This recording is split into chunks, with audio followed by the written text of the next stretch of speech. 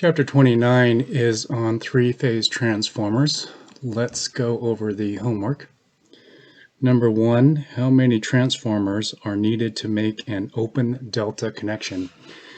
That's 2. This is the open delta connection. So this is the primary, one coil, second coil, and on the secondary, again, one coil and a second coil. Open delta connection. Number 2, two transformers are rated at 100 kilovolt amps each, are connected in an open delta connection. What is the total output power that can be supplied by this bank? So with open delta, we get 86.6% of that power. So the answer to the question is 173, and the math on it is, so we have 2 each at 100 kVA. Second one, and then the whole thing is multiplied by 86.6%, and in decimal form that's 0.866, and again that gives us this 173. Number 3, how does the NEC specify that the high leg of a 4-wire delta connection be marked? Yeah, so we can use an orange wire or by tagging it. And this, in the code book, this is article 110.15, so you can have a look. Number 4, an open delta 3-phase transformer system has one transformer center tapped to provide a neutral for single-phase voltages. If the voltage from line to center tap is 277 volts, what is the high leg voltage? So what we have here, I'm just going to draw the secondary, and this is an open delta. And it says in the question that one of the windings is center tap. That's right here. So this is our neutral. And it says the voltage between, so this point and neutral, that's the 277 volts. And it's asking what is the voltage from this high leg to neutral. It's 480 volts. Oops, 480 volts.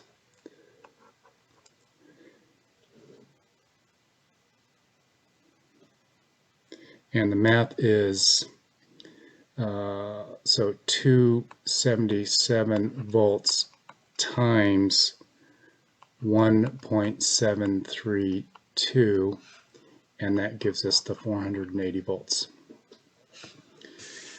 Number 5, a single-phase load is connected across the 2 line conductors and neutral of the transformer in question 4. And one line has a current of 8 amps and the other line has a current of 68 amps. How much current is flowing in the neutral conductor? So using this same drawing here, what it's saying is basically we have 80 amps in this line, so flowing this way, and then we have 68 amps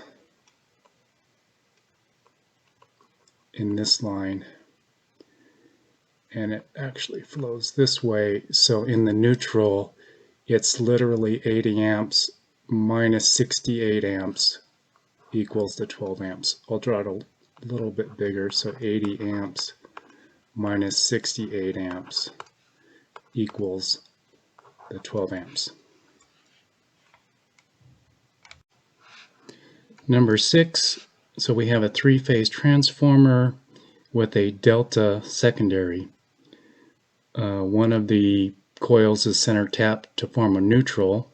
So let's draw that delta. I'm just going to draw the secondary, and it's a delta.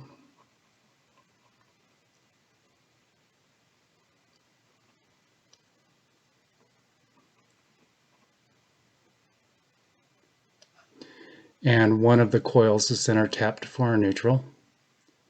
I'm just going to pick on that one there. And then we're given the voltage between one of the points and the neutral, and that is 120 volts.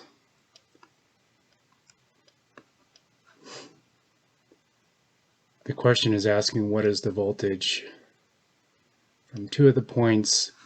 It's 208, and the math is 120 times 1.732. Number 7, three-phase transformer, delta primary, Y secondary.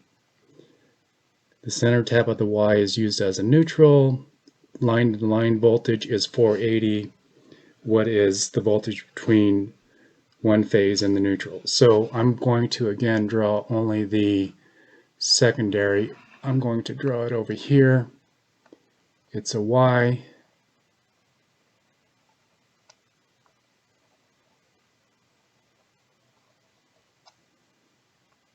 Center tapped for our neutral.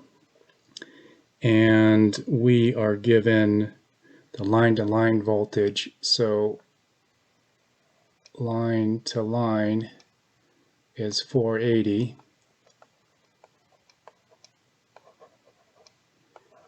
And it wants to know what this voltage is here. So any line to the neutral. It's 277, and the math is 480 volts divided by 1.732. Again, 277.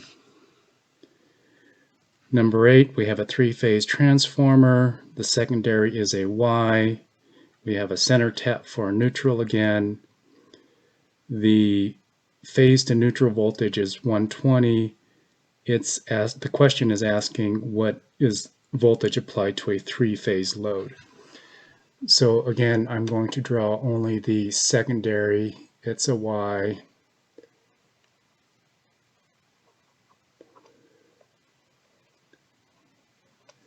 Again, the center is tapped for a neutral. And we are given this voltage here is 120 between phase and neutral, and it wants to know what is the three-phase voltage or voltage applied for a three-phase load. So the math is 120 volts times 1.732, and that gives us the 208. Number 9, we have a YY transformer.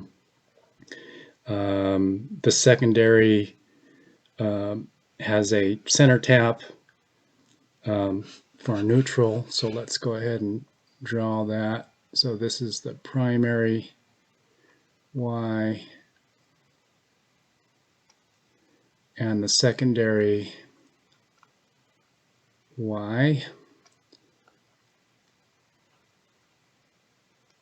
And the secondary has the center tapped for a neutral. So the question is basically asking, it's around keeping this transformer in balance, and it's asking if we connect a line between these 2 points here, will this transformer stay in balance? It will not.